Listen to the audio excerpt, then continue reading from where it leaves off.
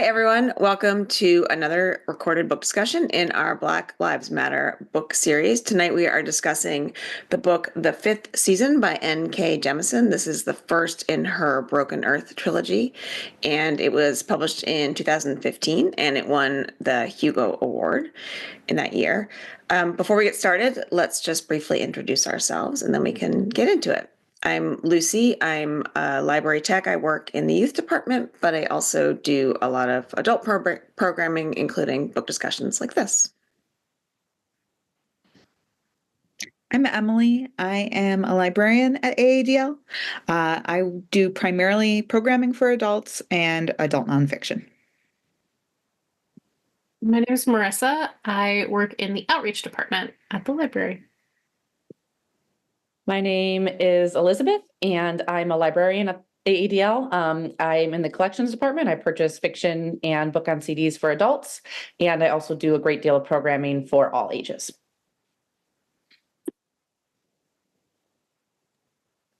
I am Beth. I work in the outreach department with Marissa, and I do a lot of different things.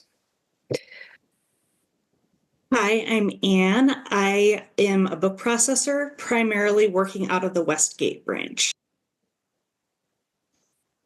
Okay, so before we jump into the book, is anyone brave enough to give a brief, to the best of your ability, synopsis of the book, just so to catch people up?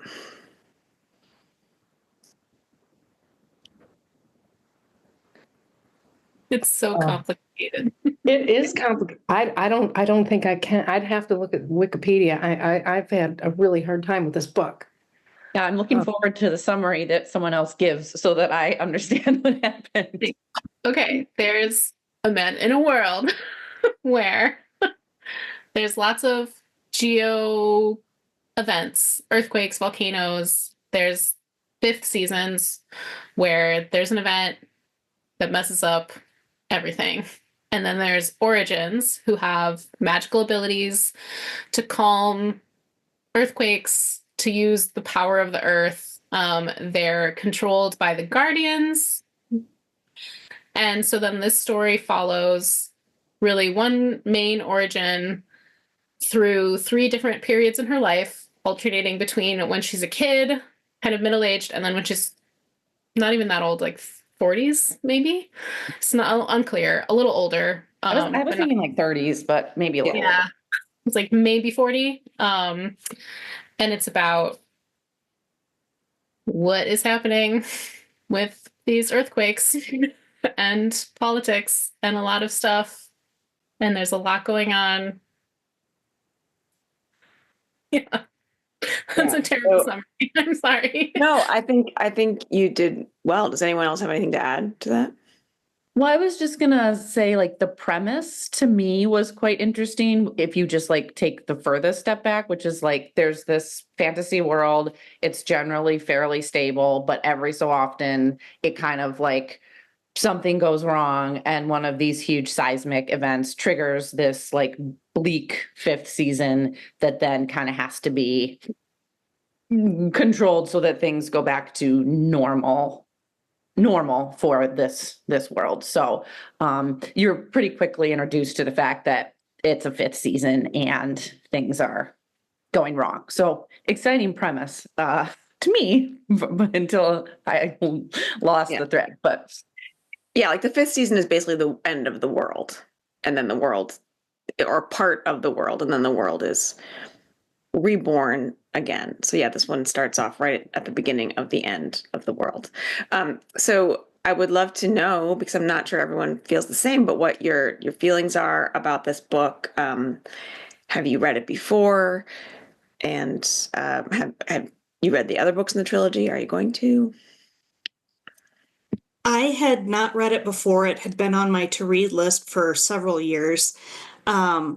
I personally loved this book. I'm a huge fantasy fan, and so just the world she created and her use of second person to really kind of put you in the position of the main character.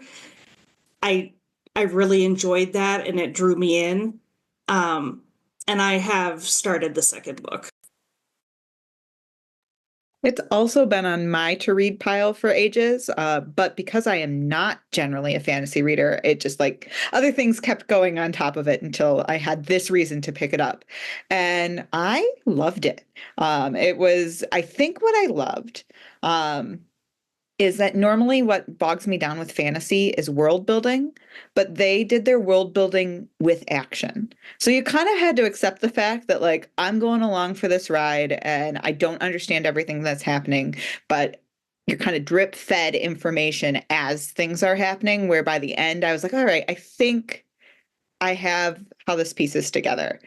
And I don't know about you all, because the way it's told, you don't initially realize that it is the same character in three different stages of life. And I was, first of all, so stunned when it was revealed that two of them were the same. And you'd think that, like, oh, I'd figure out that the third one was, but no, I was so stunned again. And so I really felt like I was on a ride that I was enjoying being on. So I haven't started the second one yet, but it's on the to read pile, and I think I will get to it much faster than I got to this one, because this was really just, it felt like it was mostly just starting up the story, and that more of the action will be happening in the latter two. Well, I'm really glad you both are here to provide that perspective. This was recommended to me years ago when it first came out by a college friend. I tried it. I couldn't get through it then, but I didn't try that hard. I mean, I kind of think I read like 20 pages. I was like, I don't get it. And I put it down. This time I was like, all right, this is for work. I'm going to do this. I do not typically read fantasy, but I don't consider myself stupid. So I'm like, okay, I should be able to figure this out. But I found myself really lost a lot of the time. I think I'm not as good as Emily at going with the flow and letting the world get built around me. I want that explanation. So I felt very lost a lot of the time trying to figure out what was going on. And while I too was shocked that they were the same character, I think it would have helped somehow if I'd known, which I guess that would have like thrown off the whole plot, but like that was so befuddling to me that anyway, so I think I need to read more fantasy, and I'd be curious, Anne and Emily, well, Emily, you said you don't read fantasy, but Anne, if you think like you kind of like develop a fantasy reading like muscle, because I'm just bad at it. So I struggled. It's not that I disliked it. Like I said, I thought the premise was interesting, but it was just, I think as we go through this discussion, I'm going to find out so much that I totally was over my head. So I'm looking forward to hearing what everyone else has to say. I read a fair amount of fantasy, and just to jump off that, I do think there's something about the more you read, you kind of get into it. And my way of approaching it is just knowing that I'm going to be lost for probably at least 100 pages. And I just keep reading, and I just like, I know I'll get it at some point. But if you had asked me like, I don't know, a couple weeks ago, had I read this book before, I confidently would have said yes. But I realized I had only ever read half of this book and never finished it. I think it probably like was a library book that was due and then never got it again, and was like, yes, I've read this. I remember the first time I read it being a little just more confused because they didn't get super far into it. But I remember like hitting some key points that were just like, okay, yes, I'm all in on this book. I'm into it. Like, I need to know what happens. And so it was really nice to get to the end of the book. I do want to read the rest of the series now. I get a little frustrated with trilogies in general just because I like books that can stand alone. And this one, like, there's more. Like, I know there's more. And it didn't end in a place where I felt satisfied. But I did really like it. And yeah, I mean, there's a lot in there. It was overwhelming. It's a long one. It's like 500 pages almost. So it's definitely a lot going on. But half of it, I just kind of ignore details. I'm like, there's some magic. I don't need to know this king from 400 years ago. I'm going to forget that. Yeah. Marissa, was this your pick? No, I thought this was Jacob's pick. Who's not here. Okay. I don't know. It was somebody's pick. Well, I listened to the book because I couldn't get my hands on it. And that's really tricky for me in these kind of world building books. Because I need to see the context. I need to see spellings and stuff, you know? So I did read Wikipedia because I'm like, maybe this will help me. And it's still so I learned, you know, a good way through that it was the same character, but it's still, and okay, and then one of the things that happened was I'm listening to it and then all of a sudden end of book. So I don't know if I skipped through, so I started listening to it again. Okay, so I've been listening to it, but there's some parts of the plot that I just haven't found yet. Like there's a polyamorous relationship. Did I miss that? I'm listening for it, but anyway. It's a book that doesn't explain a lot, which I liked because I get bored with explanation. But I think there is like as part of that, it does make you feel like I couldn't have listened to it because I would have missed things, and they don't spend a lot of time explaining things. So if you just miss that it happens the first time because, you know, your sink was on and you're washing dishes, like I don't think I could have done it on audio. But in general, how was the narrator? The narrator, I liked the narrator. What I really liked was how they swear. What the rust? It was all rusting, and so I thought that was funny. But I liked the narrator. The narration was good. A lot of, you know, self-talk and reflection depending on which chapter. But yeah, I'm not gonna listen to the whole thing again. But I'm curious how it all panned out. Plus, I am curious what happens in the next ones. So Anne, you can fill us in later.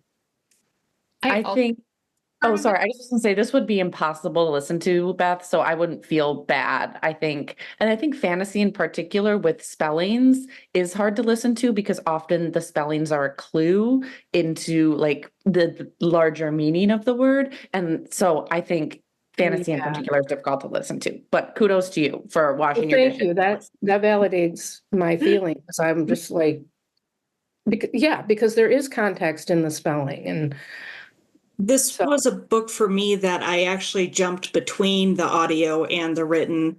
I started with the written and then just wanted to hear the narration of it.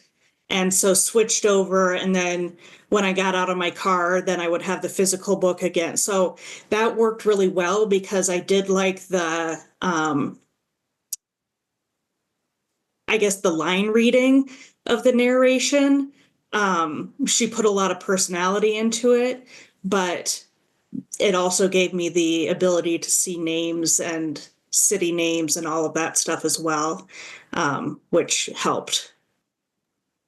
Yeah, I did the same thing, and I think it was helpful to be able to see things like the names, and there's a map in the front of the book, and I felt like I absorbed more when I was reading it, but listening to it did give me some ideas about how like things were pronounced and you know, some of the different names. And it's Robin Miles who is the narrator. She does a lot of audiobooks, and I do think she did a great job. But I ended up listening and reading to a lot of the same parts. And I don't read a lot of fantasy. I read some speculative fiction, and I kind of think this falls under that as well. But I loved this book. It's been on my list for a long time. And I think part of the reason that I loved it so much was because I was really kind of reading it twice. Like I was listening to it and reading it. And then in order to prepare for this discussion, I've just been like immersing myself in interviews with her and articles and just like rereading parts of the book again.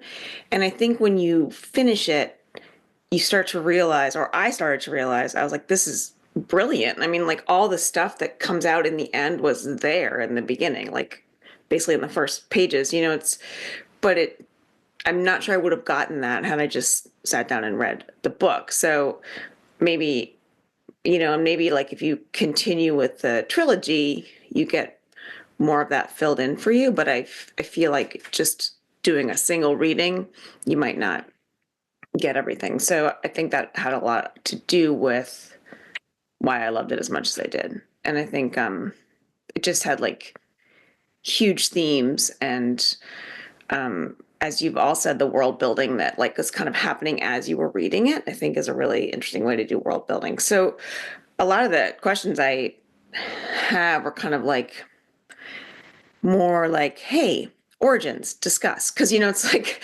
I mean, basically it's hard to come up with specific small questions about something that's so big. So I would say that like I think that oppression is, one of the major themes in this book, and maybe we can talk a little bit about how that is explored or how that plays out. I happened to be reading this book at the same time that I was reading Chain Gang All Stars, so they're kind of woven together in my mind. And I think one of the big takeaways I had from both of them was like the sense of humanity and role in society, and how the dangers of dehumanizing someone. And I think we got that with this book because the origins, or I did so much Googling to try to figure out how to pronounce this and never really settled on anything. But they are seen as not quite people and lesser than, but also super, super important. And every land needs one to keep things in control. And just the idea of these people being dehumanized and in not having any say in this was the role they had to play. You could try to hide it, but especially as kids, how do kids hide emotion, especially emotion tied with power that often then has some kind of violence associated with it, whether it's intentional or not. And the balance between being needed by society, but also being looked down upon by society. It just, like, I think that being the through line of the book also gave me things to hold on to in it, because it wasn't just this fantasy world, but there are certain issues that continue to be an issue in society today about the roles that people play that are essential, but are perhaps looked down upon. I forgot the question, so I hope that was close to what the answer is. No, I was just talking about oppression and yeah, so you got it. Yeah. That kind of explains a lot of, I think, where the author was culling her plot from, like when you put it that way, that level of oppression and the importance of certain people. I mean, Black folks being one particular, that have a lot of standing in a lot of ways, and but are also, have just a lot of inequality, and even the thinking about that too, the like the requirement to make babies. That is something that is part of our society too, in ways, and especially now. This is not all for me. Disclaimer. Like Lucy, I also read a lot of articles about it. Just so if in case anyone thinks I'm smart. No. So what I didn't explain very well in my overview was that, so the origins, I also listened to the audiobook, so they always said origins, which I didn't. I thought it was spelled one, anyways. But how they're not really their own race. They're people who have this ability, who then are looked down upon, but they could look like anyone. And then there's also like a very intricate like race system where she constantly is describing people and how they look and like, oh, they have the look of this group mixed with this group. And like in this part of the world, they'd be considered beautiful, but maybe not here. And it's very elaborate. And it's just so interesting how she clearly has these racial groups defined. And there's that kind of oppression. Like there's this one kind of group, I think it's the Sanzeds. There's a lot of groups who have kind of colonized a lot of places. And so like their beauty standards are preferred and bred for. And that's all kind of separate from this magical ability, which is something that is also actively looked down upon and bred for. And there's a lot of like weird parallels there, but they're also separate. Yeah. I mean, I think, and again, like Marissa, this is not all my own ideas, but, you know, I do think book is kind of like a direct metaphor for enslavement, you know, or structural, systematic oppression. It's just not like chattel slavery like it was, you know, at the beginning of this country. It's just that there's one group that controls a group that they define as less than human, because that's like a convenient way to treat people really poorly, right? If you don't consider them human, but then you can also use them for their abilities and what they can do, and you can breed them. And then there's this constant threat, like they don't even need chains because, you know, if they would be killed by their family members or by any people are terrified of them. So, but you know, I did read a lot where N.K. Jemisin talks about how she like intentionally is looking at like, you know, human oppression, structural oppression, and putting that into her book. So I think that sort of like informed how I looked at the world. And I just think she did a really amazing job with that. That's like, I could see very direct parallels, but they're also very unique to this story. I liked the way that right off the bat, we see the kind of fear that exists about this group of origins, in the sense that we start with you cradling your dead son that your husband has beaten to death because he found out about the son's abilities. And first of all, it's just an emotionally heartbreaking place to jump into the story. But it also puts you in the position of the kind of subjugated but powerful class. And for me, that was powerful for me because it kept me out of the kind of top looking down on things, being like, oh, well, these are the scary, powerful people. And it's like, no, this is me. And I'm dealing with the hypocrisies in this world and the persecution of being in this quote unquote subclass of humanity. And I loved the first chapter. I loved the rest of the book, but I really loved the first chapter.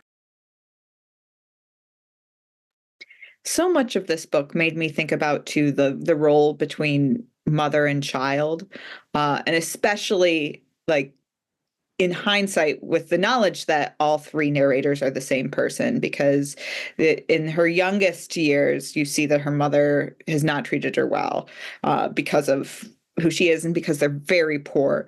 And those two things together made it so that she seemed at least to have no qualms sending her daughter off to what seemed likely death.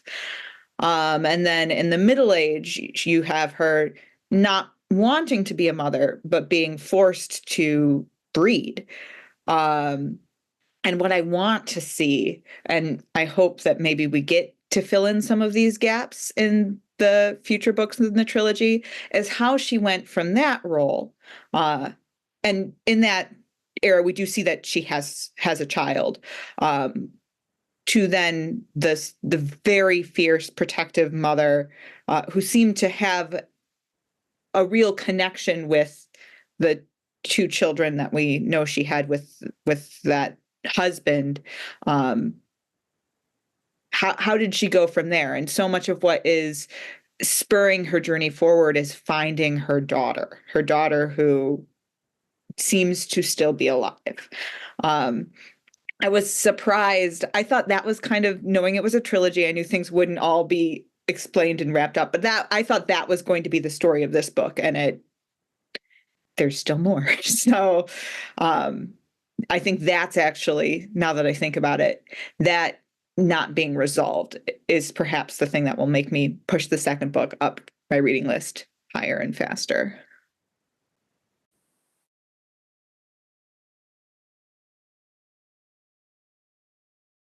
Yeah, I agree with that, like wanting to know more about that. And I think it seems like some of you said you were surprised. I was as well, to learn that all three narrators were the same person. But then if you think about it in terms of like motherhood, like you're saying, Emily, it's all connected. And it reminded me of when Cyanidate had to basically kill her son. It reminded me of Beloved by Toni Morrison, which is like, there's a story in the beginning of that where, she's killing her daughter because she would rather have her child die than have her child be enslaved. And I think that's sort of like what I saw going on here. And I'm wondering if that's a tipping point, or maybe it's just in the next book or her children that she has as Essen are her own, like she wasn't bred, to have them. So Actually, there was an interview where N.K. Jemisin said that scene was based on a real life story, which is also the basis for Beloved. Just if anybody is interested to Google Margaret Garner, she was a fugitive slave from Kentucky, and I think she had 4 kids at the time. But yeah, she was being tracked down by slave catchers. She murdered her own child instead of going back, and it was like used as like fodder, I guess, for the abolitionist movement, to say like, this is how bad slavery is, that a woman would be willing to do that to her own child. Which, yeah, it's just heartbreaking. And then I think it just like also just like was really gutting when she does finally meet up with Alabaster, and he's like, I understand why you did it, but I'll never forgive you. Which, like, of everyone, he should understand why she did it. And he, like, it's just yeah, I mean, awful. he basically told her to do it, right? I mean, without saying it, he's like, just don't let him, don't let anything happen to him. And she's faced with that. So, yeah, Alabaster is an interesting character. I don't know, what did you think of Alabaster? Like, it's hard. He's one of those characters where I feel like some of his actions, like, there's no definitive good or bad, I think, in this book. So Alabaster, I think, spoke to that pretty highly, but I don't know what anyone else thinks about Alabaster or his role in this. For me, the one word that comes to mind is tragic. Like, I think his entire life has just been suppressing who he is in a way to service the expectations put upon him. I think, and alongside that, yes. So he was never given a choice to be himself as a being, because he had so many responsibilities and he had these powers, which folks were really highly seeking. And so in seeing when they ended up on that island and he was free, and seeing bits of his personality and seeing how, even though he he knew he had fathered many children. This was his first opportunity to actually be a father. And I thought his character came alive for me in that moment, and I cared for him in a way that I didn't prior to that, and seeing more of his humanity, and then of course, because in any book, all things that are going well can't stay that way. I think it helped raise the stakes for me, the emotional stakes, and continue to care even more about the outcomes. In a way, I was just sort of relieved that N.K. Jemisin chose to like buck conventions in some ways, where like you're introduced to him and it's like, okay, is it going to be like enemies to lovers or like whatever? And they kind of do end up forming this like family group, but not as a couple. And then I thought maybe it would be like, well, then he's just going to be her mentor and he'll like teach her, but like that doesn't really happen either. So it's like this interesting, he's just existing. He's a broken person. Like he's been used and abused in so many different ways. And that kind of was like just something terrible to read, but also fresh as a story of just that it was something that I was expecting certain things from a typical fantasy that didn't happen, which is kind of nice as a reader to be thrown. And then it's also just, yeah, about how he was used, his children were used. Even the ones that couldn't control it were still like put in even worse positions in the, what were they called? The outposts? Nodes, I think, right? Yeah. Something like that. Yeah.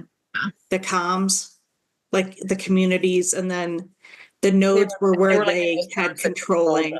Yeah. Yeah. Yeah. That was really sad. I mean, he's essentially like used as a breeder as well. You know, he's got his 10 rings, so his his power is amazing. Like he can move things and change things in the earth without even being there. He can just, you know, he like cures himself of being poisoned, which is kind of amazing. But then they take that and they're like, you're a really powerful person, so we want you to have lots of children, and then to know that your children are going to end up where they end up is, like you were saying, Anne, so tragic. And then he does get that glimpse of happiness, and maybe that is what happens with Essen, is that she's having these children that she's allowed to have on her own in love. But I also think it's interesting because Alabaster essentially ends the world, you know, and I guess like I'm wondering if other people felt that was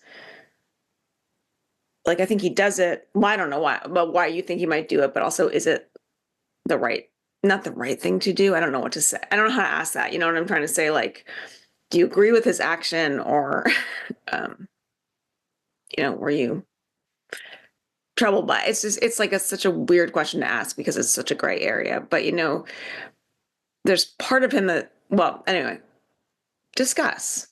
I think for me, I didn't even really question that because we had been told since the very beginning of the book that the world was ending. And so it didn't really even occur to me that there was a way forward without the world ending. So I wasn't thinking of it as a choice that he made, even though clearly it was, but it wasn't on my radar because in my mind, the world will end. And I didn't think about the cause very much. Did they lay out exactly his motivation for that? I don't remember if we really get sure. Well, I think, you know, if you go back, it's him in the beginning who is like, you know, it says like, oh, he breaks it all. And he tells that stone eater to, I don't know, he tells her just, well, yeah, he kind of destroys it, but I think it's because he doesn't, well, the way I saw it is, I guess, because he finally got away, right? He was living this life that he wanted to live. He was allowed to be queer. He was a father. And I guess I felt like he wanted to escape the world, basically. When he couldn't escape the world, his answer was, well, let me destroy the world. But I'm not necessarily sure that was the wrong thing to do, because like he's he's bringing into light and calling into question everything about that society, like the commuses that people have, their different roles in society, the caste system, the oppression, the fulcrum really controlling in a very insidious way, the origins. And so, like, I guess I saw that he was trying to, but that he had destroyed it without intention, but maybe not. And I guess another question is, do you think this is a world that like deserved to live? I mean, like, or does this world deserve saving, I guess is the question. Yeah, I kind of thought that he probably saw no way out, that there was not just for him, but for the structure of the world, that they weren't going to be able to undo the societal structure and honestly, like the structural, the way that they kept the world together involved this supreme dehumanizing and disenfranchisement of their people. And if one of the most powerful, in theory, you assume smartness is associated with power, but I don't know that it is in this world as I'm saying it. But like, if he can't figure this out, who has been all over this world and who has exerted his power to sustain it, and he can't see a way to save the world, is the only solution ending it, particularly because in this whole society and world's history, there is precedent for the world being destroyed and being started again. And so maybe that new start is the only path of hope he saw. Yeah, that's an interesting point, Emily, because like to us, like ending the world is like, no, oh, like that's horrible. Then that's it, But I agree with what everyone has been saying. I think he didn't.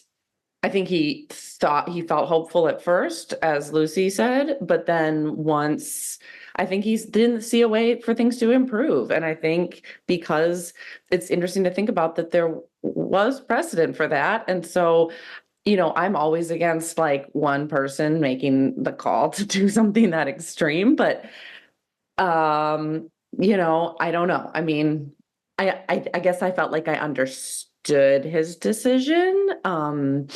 And I guess unlike, well, I can't remember if someone said they weren't surprised or they were, even though it was said at the beginning of the book, I was still a little surprised, but so.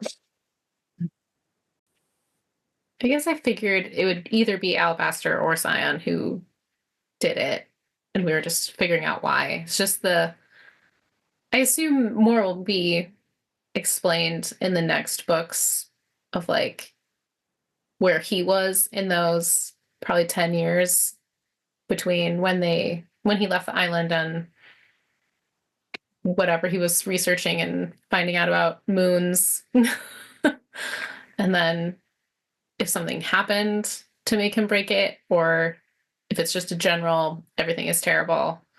Because yeah, I mean, I don't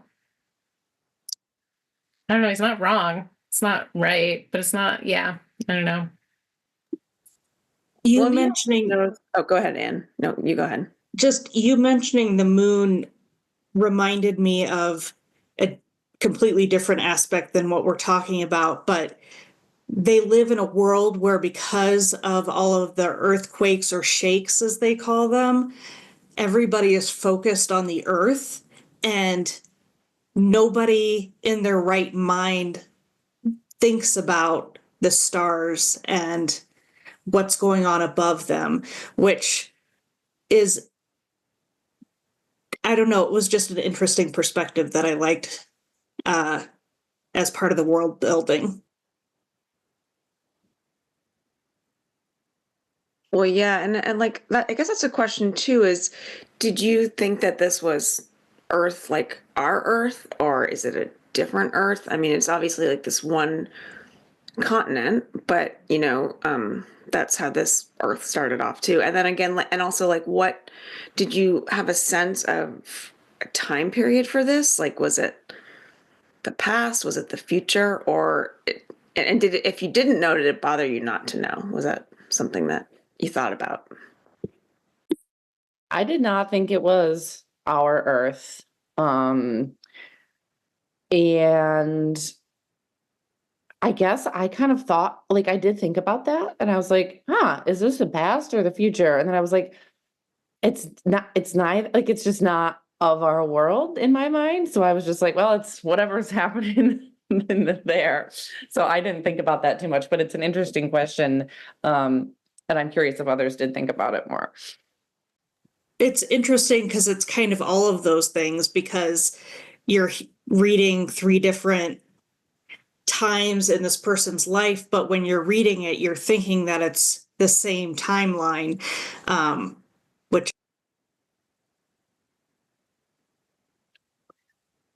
I was thinking that it was some form of Earth, our Earth, only because of the way they, she would talk about supplies and their outer, the things they wore and some of what they ate wasn't quite the same, but I mean, just that they needed sustenance, that they were human-ish, human-like. But that was the part, like just the whole, all the movement, the walking or riding or, getting around, it seemed like it was just like a barren dystopian Earth, is the way I was imagining it. I did like all the geological features and things. But again, I think it would have been clearer to me if I'd read the words. There was a few parts where I wondered if this was like our, vast future of just they're talking about ruined civilizations and different things. And then there was an interview with her that I was listening to where she was basically talking about fantasy has usually been dominated by like medieval white Europe, and how then there's sort of maybe a nostalgia to that. And this, for marginalized people, there is no nostalgia in that because things were bad. So she really just wanted to be very clear that, like, no, everything in the past was bad. Any former ruins of like civilizations, no, that's stupid. That's going to get you killed if you live in the ruins. Like, demolish it, build on top of it. Past is like not worth going back to. Which I just think was like a really interesting perspective that I had never had as a conscious thought. That I think you kind of pick up on, but I hadn't articulated ever in that way. And I think it's such a valuable point to make and such an interesting way of looking at it. And I'm glad that that was at least explicit of like, the past is bad. And, but then I'm also like, what did happen in the past? Because like there's, at least in the stone lore, like people messed something up and the earth is punishing them. But what happened? I was super curious about that. That was like the thing that interests me the most, is like thinking about what led to this point and like kind of the history of, I was imagining it as a different world, but and I personally probably will not continue to read this trilogy, but I would be curious if there's some more background in any of the next two books, just because that was very interesting to me thinking about that. I was also imagining or wondering if it would be made into film or some other form. I was trying to picture what some of the characters look like and the world itself. So, but I don't think it is. Is it?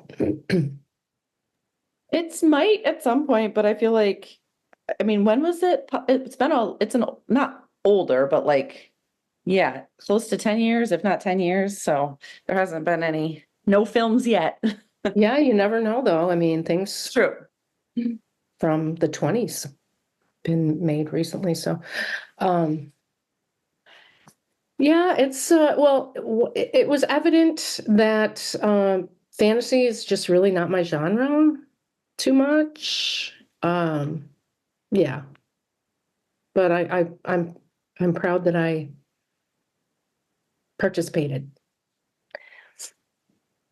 I do. I like that she, like you sort of got into this, Marissa, with what she was saying, but she really, I mean, I guess it would be considered subversive. Like, hopefully sometime it won't be considered subversive, but to have like the totally opposite character driving the story of what is normally in fantasy. And not only like, this, I mean, this Black woman, but also like, there's like a lot of queerness in this book that's not even a point. It's not even up for discussion. It's like, in fact, that's when Alabaster and Cyan and Ilan, is that his name? Like, really, they have but like that's when they have a family. Is when they're sort of this unit of two dads and a mom, and they all kind of figure stuff out together in one bed, which is kind of interesting. But I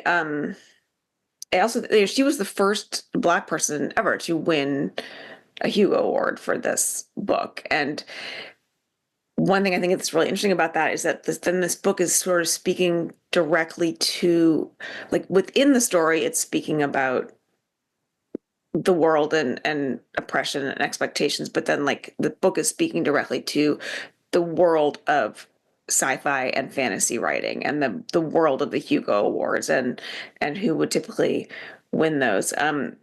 There's a recording of her 2018 Hugo Award speech, because I think that's the first. She won for all three of the books in the trilogy, but she didn't go to the first two because she didn't think she was going to win. But I would recommend watching that speech. It's not very long, but it just it's really good, and it's really yeah. I recommend it, so I would give that a watch. Yeah, actually, I have a little bit of it right here. I'm going to read it to you. She says, I look to science fiction and fantasy as the aspirational drive of the zeitgeist. We creators are the engineers of possibility. And as this genre finally, however grudgingly, acknowledges that the dreams of the marginalized matter and that all of us have a future, so will go the world. So I think, her hope is that this would be the norm and not the unusual case. But that's just part of her speech, and she used that time that she had to speak really well, I think, to say what she wanted to say. So I recommend it. Yeah, so some of you said you were going to continue reading. I think I definitely will continue reading. Are there other books that you have read that this called to mind, that, like, even not fantasy? I mean, there were parts of it that drew, like, you had a little bit of Handmaid's Tale coming in from the kind of breeding program that they had going on, and there was a little bit of kind of X-Men going on with the more powerful people being subjugated because of people being afraid of them. I think she drew from a lot of different places, but completely made those concepts her own, and addressed them in ways that we haven't seen before.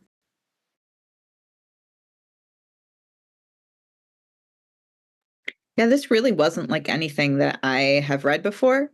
And it makes me wonder, my husband is a big sci-fi reader, and I never like anything that he wants me to read, or like I'm slogging through watching the Dune movies right now because it's so important to him. And so I kind of want to make him read this book, because I'm wondering if like this is the sweet spot with his love of world building and my love of strong female protagonists, that like this, if he reads this and sees that I like it, maybe he can feed more to me like it, that we would have more common ground. Yeah, I think I would like share this book with someone who's like, I don't really read fantasy or I don't read sci-fi, but I want to try. Or just in general, like someone who doesn't typically read that, but I think they might like the story. For me, I think there's enough speculative fiction elements in this that could kind of like cross over to other interests for other people. And I mean, I just thought it was so well structured and the characters were so well structured, and the fact that we're getting like one character split into three that we think is three, that is three parts of a whole. So yeah. But we are getting close to the end of our hour. So are there any other things that people wanted to bring up or questions that we didn't get to, or big questions you have about what might have happened? No, I just wanted to comment that, although I struggled with this book, I think that was a reflection on me. And I did think that it was fascinating. And I did think that it was an extremely important contribution to the genre. And I do hope that sci-fi and fantasy continues to expand in its range of who's writing it, the characters that are depicted, all of that kind of stuff. And I just think kudos to N.K. Jemisin for coming up with this and getting it out there and, making lots of people think about it. Making some of us think too hard and getting confused, but I think that's me, not the book itself. So I would recommend this to people who I know actually like fantasy, or people who I think are more interested in close reading than I am, honestly. Like my sister loves to close read, and so I think she would really like this because she would like.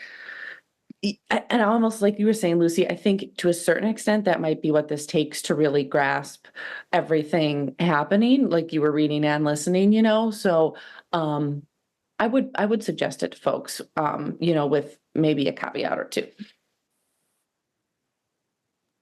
I think that's true, especially of her type of world building, because it's almost like she's laying clues along the way of what the world is like instead of telling you exactly what it's like.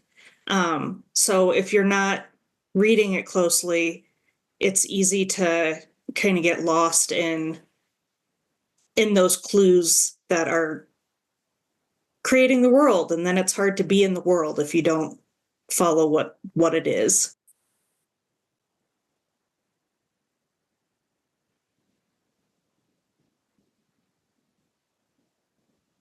Yeah, it's almost like she's laying down. It's like I get this, not Harold and the Purple Crayon, because that makes it sound like she's not planning anything, but it's almost like the road is being built as these characters are walking. Like she knows it.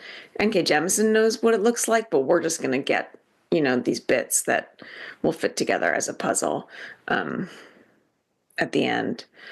So, yeah. And I feel like also, I think, like Elizabeth, what you were saying about close readers, and I did give this a close read because I knew I wanted to be able to lead this discussion, although in a way that puts so much in my brain that I'm like, wait, we didn't talk about the Stone Eaters. We didn't talk about Stone Lore. We didn't talk about the relationship between it's like, for me now, I'm like, wait, I need to take a class on this, or who would like to sit down and have a really long discussion. So, yeah, I think if you're someone who gets excited about lots of details and figuring them out, then this would be a good book for you. But that is not everyone, and it's not always me either. It's just that I did it like for this one. I really poured over it. Yeah. Just as a very minor, it's barely a spoiler because it's how the second book starts off, but the second book starts off from the perspective of Nasun, her daughter, that we only hear about because she's been kidnapped or taken by the time we meet her, because we don't ever meet her. All right, that's making me put it one book higher on the to read already. I'm so intrigued. I know. And when you start the second book, is it like, does it take you a sec to like take you a beat to be like, wait, where am I? Or were you just like, yes, I'm right back in there? Two important questions. It's pretty easy to get back into it because the narrator, the overarching voice takes you, she flat out says, we're back like before Nasun got taken. Like you're jumping back that far. So it kind of places you in a story that you're already familiar with, just going from a different starting off character.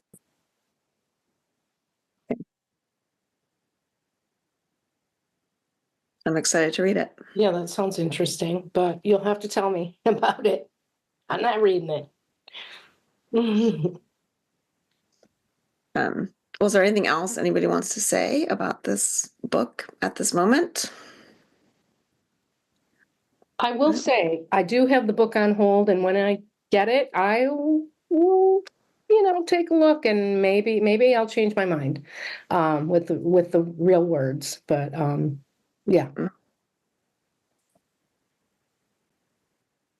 right. Well, thank you all. I think we did okay, given the vastness of the material. But I appreciate you all taking the time to do this. So thank you. Thanks, Lucy.